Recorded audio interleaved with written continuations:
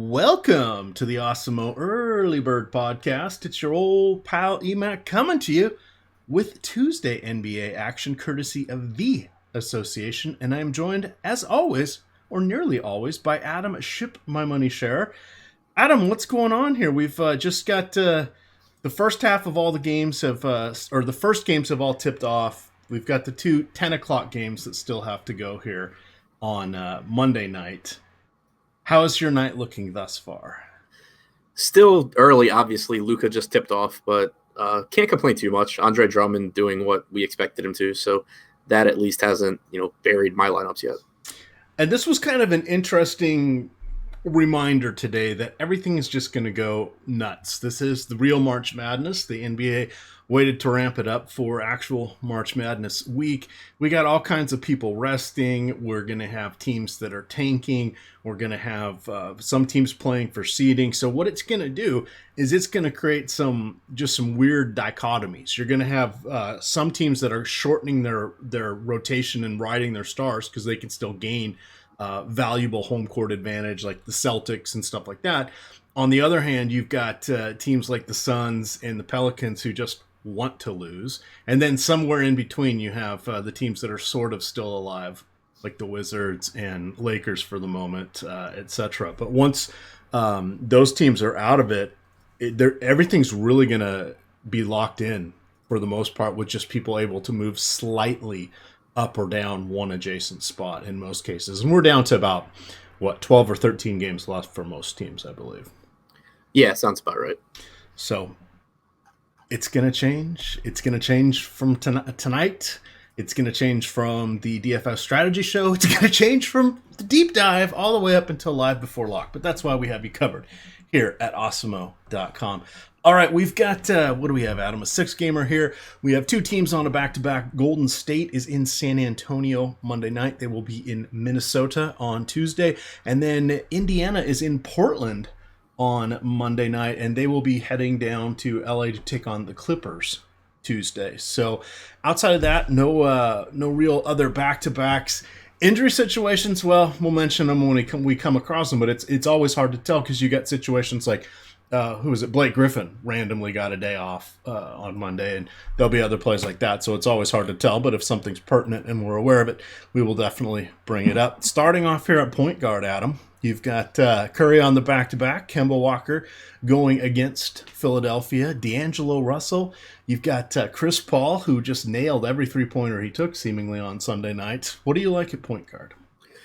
Really like, start with Curry, I guess. DeMarcus Cousins is doubtful for this game again, and we had Durant back on Monday, but we talked about Cousins having a negative impact on Curry as far as the usage rate goes. It'll be interesting to see. I'm not watching the game, so I haven't seen, but if Steve Kerr staggered Curry and Durant on Monday, then I would expect that to be the case again on Tuesday. But even if they didn't, Cousins being off benefits Curry for the season. He has about a 32% usage rate without Cousins on the floor, and he's in a favorable matchup here against the Timberwolves. So I think that he's still a bit underpriced. And then I think it's a really nice bounce back spot for Kemba Walker going against Philadelphia. He had an absolutely miserable game on Sunday against Miami, but that was just a totally different matchup. It's a pace down spot against Miami. They were trapping him every time he had the ball in the pick and roll, and they've been one of the best pick and roll defensive teams all season long. Not the case for Philadelphia, who ranks about 10th or 11th in points per possession to pick and roll ball handlers. Kemba leads the league in pick and roll possessions per game. Also one of the most efficient pick and roll players. So I really like the bounce back spot. Hopefully people are scared off a little bit by his game on Sunday. And then you move down a little bit in price, and you get three just really, really nice matchups, starting with D'Angelo Russell at 7,400 on DraftKings in a fast-paced game against the Kings. Sacramento has been good defensively lately. They rank in the top 10 in defensive rating since the start of February, but there should just be so many possessions in this game, and Russell's price tag has fallen a bit. So I like that. I like De'Aaron Fox on the other side. He's another one, very high pick and roll frequency player. Brooklyn's actually been the worst team in the NBA defending the pick and roll. So I think it's a nice matchup there for Fox, in addition to it being a fast-paced game. And then Chris Paul somehow $7,100 against Atlanta. I don't know what DraftKings is doing with his pricing, but they're refusing to move it. from that like upper 6K, low 7K range makes him pretty clearly a top play on the entire slate, regardless of position. That does seem kind of weird. I wonder if they have some sort of balancing thing that only allows so many dollars to go to a team or something, because Capella and Paul, etc. But then you've got, because I think of like Westbrook and George, and then you got those other guys perpetually always cheap, and then you've got the one exception to that is Golden State. So who knows? I was looking here because I remembered Zeller is listed as doubtful. Tony Parker's out for rest. Bismack Biyombo got the start in the last game. Adam, and we're just hitting Charlotte right now because the Kemba Walker thought got me on there. Biyombo drew the start over Hernan Gomez and didn't do much. I think what did he get, about 15 fantasy points, not very much. And then Hernan Gomez, getting DNPs now. Charlotte's just a mess considering they're still fighting for a playoff spot. Yeah, I mean, Biyombo and Hernan Gomez, not really guys that help you get to the playoffs. Biyombo may be a little bit more run in this game against Philly, but it all comes back to Kemba. All right, down near the bottom of the price sheet, you've got Tyus Jones, disappointed everybody on Sunday night with an absolute dud. We'll have to see what is going on. Let me get over here. Rose is doubtful, Teague is out. Okay, so same old. Which also does have an extreme punt option of Jared Bayless. If both those guys are out, I'm sure something better will come along, so we may not need that. But prior to this game, Tyus had been relatively solid for 24 to 27 fantasy points, which is nice for his price. Price has crept up a little bit. I don't hate him in this one. You've got Pat Beverly going against Indiana. Not really going to do cartwheels. And then a guy I want your take on, Adam, Alex Caruso. He is point guard or shooting guard, depending on your site of choice. He has come in with 3 straight 30 fantasy point games. Where the hell are those coming from? I have no idea, but it's not really something that I want to chase. He's still really inexpensive, so if you're playing 150 lineups and he ends up in some, whatever. But he's not that kind of player. You don't think the 5 steals and 3 blocks are sustainable? He did that against New York. Yeah, I'm not chasing that. So not getting there. He's been around for a couple of years, and that's just not really who he is. I'd rather find the money for even a Gilgeous-Alexander or Beverly in a tough matchup against Indiana. One other guy to point out, though, we have Giannis is questionable. Malcolm Brogdon is out. Eric Bledsoe, 6,400 on DraftKings going up against the Lakers. He's a good play if Giannis is in. He's a phenomenal play if Giannis is out. Not that it matters, but Dante DiVincenzo is also doubtful, and Sterling Brown has already been ruled out as well. So tightening of the rotation there, particularly if they've are going to be without Giannis. They also signed Tim Frazier today, Adam. Cool. Yeah, so there you go, George Hill. Your limited minutes may be even more limited. Wrapping up here at point guard, Shai Gilgeous-Alexander is kind of interesting. I had said some less than flattering things about him about 10, 14 days ago, and he's been relatively solid since then, Adam. He seems to hit in the low to mid 20s most nights, but his last 2 games, he has just come on strong, and he's getting a ton of assists. He's coming off a 10-assist game and a 7-assist game. Prior to that, he had not gone over 4 since the beginning of or the first week in February, but he is intriguing. He's starting, and he is seeing about 25 minutes, and he does occasionally close, depending on what the matchup is. Do you like anything with SGA? It's not a spot where I'm actively seeking him out because it is a difficult matchup against Indiana, and his price tag has come up a bit. But looking at the guys down in that price range, you have Tyus Jones at 52, you have Beverly at 5,300, and you have Gilgeous-Alexander at 4,900. I think they're all pretty comparable. And so, with it only being a 6-game slate, I don't dislike him. It's just that, I really want to target these mid-range and upper mid-range point guards because I think there's a lot of upside there. All right, Houston is going to be another one that we need to pay attention to. So we've got James Harden. He's leading off at shooting guard. Played 32 minutes on Sunday. Only put up 41 fantasy points. There was whispers all day he was questionable. He has a sore neck. We've got Coach D'Antoni saying he's going to rest his guys down the stretch. Austin Rivers and Kenneth Faried did not play on Sunday. We have, he's already said, D'Antoni's already said that Eric Gordon is probably going to get a day at some point. We know they're not afraid to give Paul a day. But if for some reason Harden is out or this happens late, just keep an eye on stuff. We're going to assume he's in for this particular exercise along with Eric Gordon. So let's jump off there at the top here, Adam, with James Harden. Obviously a great spot for him going against Atlanta. I don't want to take anything away from his performance on Sunday. He did sub out of the game against Minnesota about 3 minutes before it was over because of a blowout. So still is looking at 35 to 36 minutes. That's where I would project him here in one of the most favorable matchups that you get in DFS. The thing that makes it, kind of tough to get to him is, again, you have Steph Curry probably without Cousins. You have all those cheap point guards that we talked about. A lot of them, D'Angelo Russell, shooting guard eligible as well on DraftKings. And because of positional flexibility, your roster flexibility, you can kind of just go across positions. And so unless, good value opens up, it makes it kind of hard to prioritize Harden over some of those guys. But in a vacuum, obviously a great spot for him. I think that we can stay at shooting guard in that Brooklyn-Sacramento game, though. There's a few really appealing options, starting with Buddy Hield, whose price tag remains really inexpensive, sitting at $6,900 on DraftKings, still with a 28+% usage rate basically every night, playing around 35 or 36 minutes. Really difficult for me not to like him. And then you get to two guys on Brooklyn with Spencer Dinwiddie at 6K. Had a couple of games where he only played 27 minutes, but those were more a product of a blowout than anything else. Picked up 33 minutes against the Clippers in his most recent game. I think that he's a reasonable play. And then Karis LeVert, who I believe is shooting guard eligible on FanDuel and then point guard small forward on DraftKings. But Allen Crabbe is out for this game again. Karis LeVert's been starting, picked up 32 minutes against the Clippers.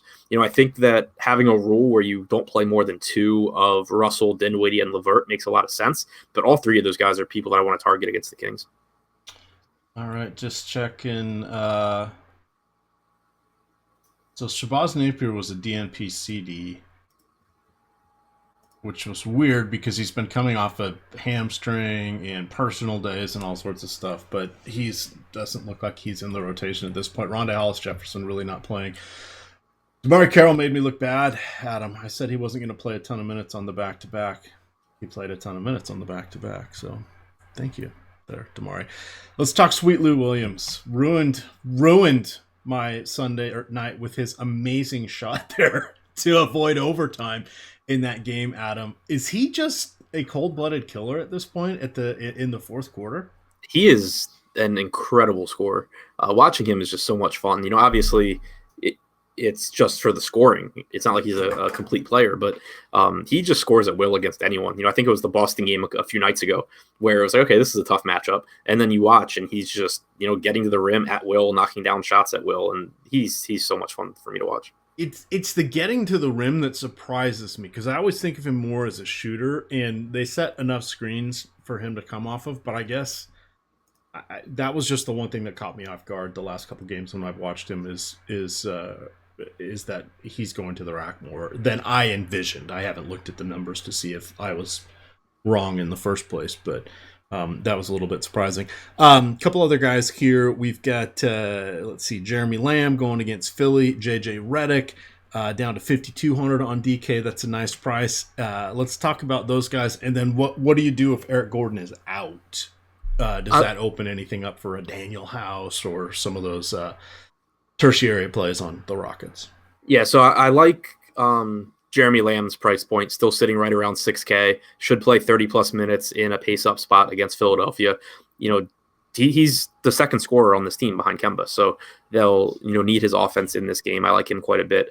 As far as if Gordon sits, I think that Daniel House would become more appealing. He played 28 minutes, basically 26 minutes, not counting garbage time against Minnesota. I think you could see him get back up over 30. I assume he would join the starting lineup. That would be my best guess at who benefits if Gordon sits. All right, last guy we'll kind of use as a transition, Kevin Huerter. He's down to 4,100. The game logs get a little scary, but he is cheap, and we just have 12 teams in the player pool. Any thought for him or Bazemore or anybody else as we kind of swing over to small forward here? With Atlanta, I've kind of just been sprinkling in like little bits of Herder and Prince, and basically those two. They're not guys that you feel confident in, and with Atlanta being fully healthy with their wings right now, none of them are getting huge minutes.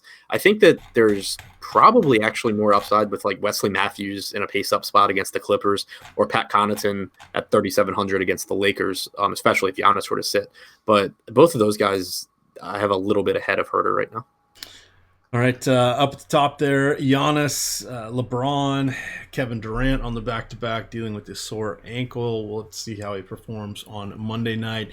At the cream of the crop here, who's standing out for you? And Giannis, you think he's 50-50 for this one?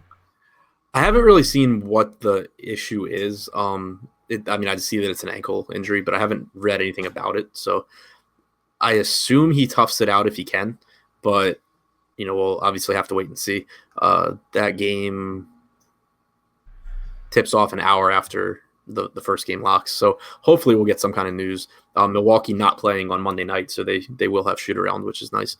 But yeah, Giannis obviously in a great spot against the Lakers, coming off of like a 90 DraftKings points game against Philadelphia on Sunday. You obviously don't expect him to replicate that, but that's the kind of upside he has, and it's as much or more than anyone on the slate. So if I can find the money for him, especially at a small forward position that's not as strong as the guard positions, then great. But again, you just have some underpriced guys, and with Brogdon out and then Giannis potentially out, Chris Middleton would become a staple of my lineups at 6,700. On DraftKings, you have small forward eligibility with Buddy Hield at 6,900. Gallinari's been playing great. Tough matchup here, but he's been very good since the Tobias Harris trade. So I would rank Giannis ahead of LeBron. I think that it gets close when you factor in a $2,400 price discount going to Kevin Durant, but still tough to say that either of those guys are huge priorities across the entire slate. All right, cruising on down the price sheet, and so this is the supposition is potentially Giannis is questionable because of the less than stellar opponent in the Los Angeles Lakers. They say he looked fine, but he in that last game, but we'll have to see after shoot around. So we'll see. Maybe he gets a day of rest.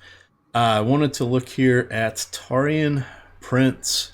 Adam, his minutes have kind of settled in around the upper 20s, getting to 30 here and there since he returned from his 2-game absence. Never really has me doing cartwheels, but he is discounted. He is taking care of one of the pesky small forward spots. You've also got Bogdanovic going against Brooklyn. No, this one's not revenge. It's the other Bogdanovic that played for Brooklyn. What do you like amongst these guys? Can we go to a Harrison Barnes? Do we go to a PJ Tucker? Do we close our eyes and pick? It's a little ugly down here, barring what will probably come out with news giving us somebody, but at first glance, it's a little dicey. Yeah, right now I would say $4,900 Karis LeVert is my favorite DraftKings small forward or value small forward. I don't mind Kyle Kuzma. I don't mind Andrew Wiggins.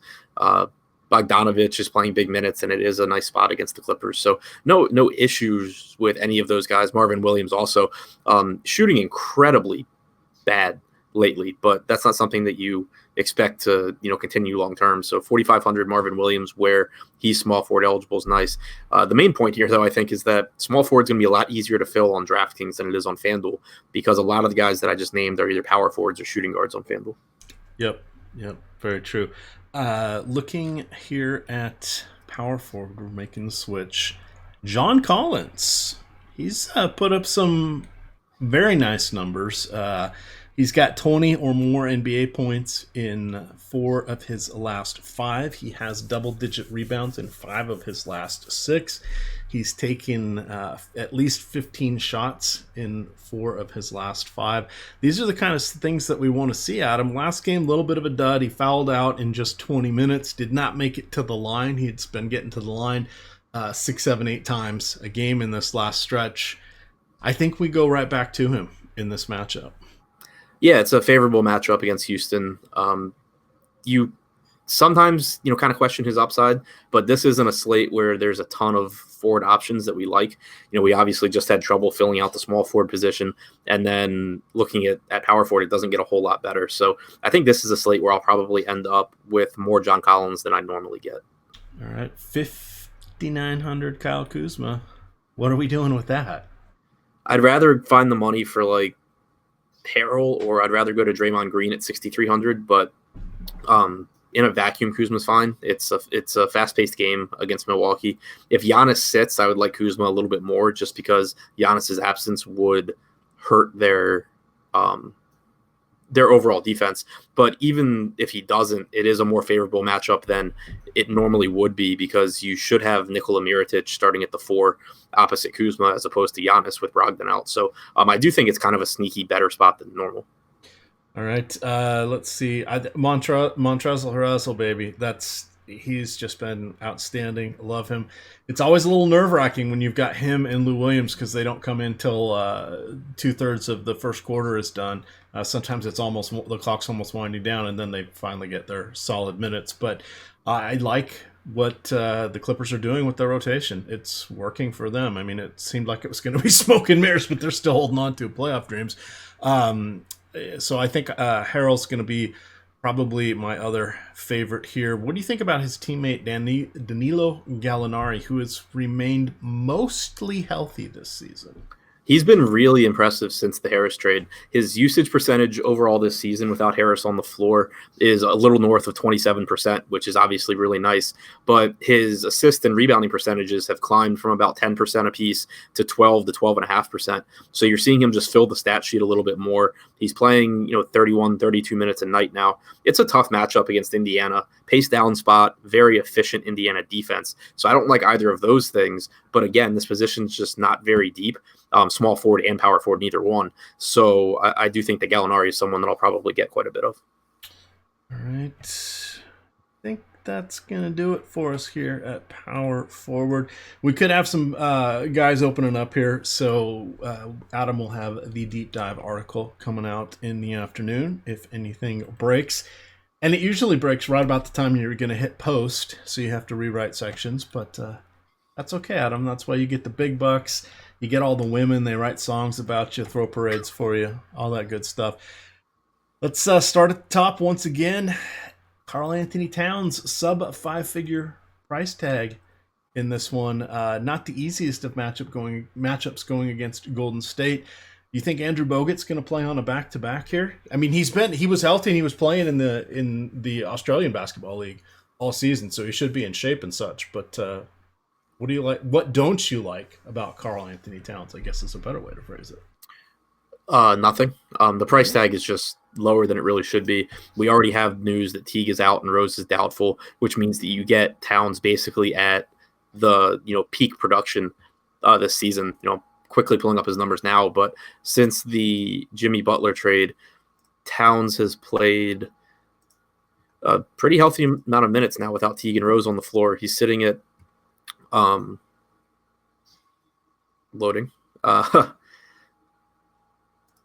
right. It's not going to, there it goes. All right. So he's played 600 minutes without Rose and Teague since the Jimmy Butler trade. He has a 32.8% usage rate. His assist percentage is 26.4%, 21.5% rebounding percentage. He's averaged just shy of 60 DraftKings points per 36 minutes. That's 1.65 DraftKings points per 36 minutes without either of Rose or Teague on the floor. That's not a player that should ever be below $10,000. All right. I forgot about this one, but I'm going to say it.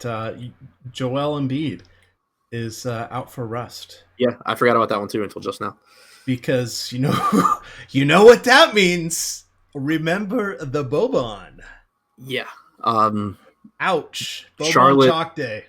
Boban chalk day. Charlotte, absolute trash defending against centers too. There's no reason for me not to like Boban here. Even if he gets 20, 22 minutes, he should be fine. So yeah, like him a bit. And then obviously we didn't touch on it because we both overlooked it, but slight increases for Simmons, Harris, Butler with Embiid out as well. All right, and then you've got intriguing matchup going both directions here. Jared Allen against Willie Cauley-Stein and Willie Cauley-Stein against Jared Allen. I do like that one. Clint Capella will be taking on the Atlanta Hawks. That is a nice matchup in his favor. And then where's my other guy there? Zubac, of all people. Why did the Lakers trade him? I have no idea why the Lakers did that. It doesn't make sense because I think he's better than Muscala. He's absolutely better than Muscala. I'd rather have him out there, and if he wants to take the threes, that's fine because Muscala hasn't done bupkis. But anyway, back to this here. Kind of our mid tiers. We're winding things down. Allen, Willie Cauley-Stein. Do you like those guys squaring off against each other? Anybody else here as we wrap up the Early Bird podcast? Yeah, I mean, Allen's price tag is slowly coming up, but it is a very favorable matchup against Sacramento. I'd rather get to him than Cauley-Stein. I'd also throw Clint Capella out there against Atlanta, obviously a good spot for him. And Miles Turner in a very favorable matchup against the Clippers at a reasonable $6,200 price tag. Pace-up game, not much defense in the Clippers front court.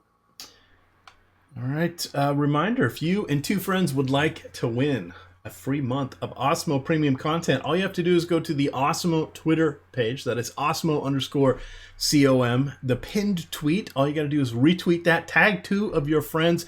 Tell us any sporting event, present or past, that you wish you could have attended or you wish you could see in person. Make it imaginary. Have a good one there, but tag and retweet it. Put your friends in there. Tag Osmo. And we'll be doing a drawing for one free month for all three of you. You each get your own free month of Osmo premium content. If you don't want to wait around for that, promo code EARLYBIRD, all one word, gets you 50% off any 1 month package. And then check the Osmo Twitter feed. We're going to be posting our NCAA bracket contest, and I suspect they'll be giving away prizes for that. So we've got you covered. With that, we're going to get on out of here. You can catch Laffy and Josh at about 9:15 Tuesday morning with the DFS strategy show. Deep dive will go off at 5, and live before lock will go off at 6 o'clock with Fast Eddie Fair taking you down the home stretch. With that, gamers, good luck.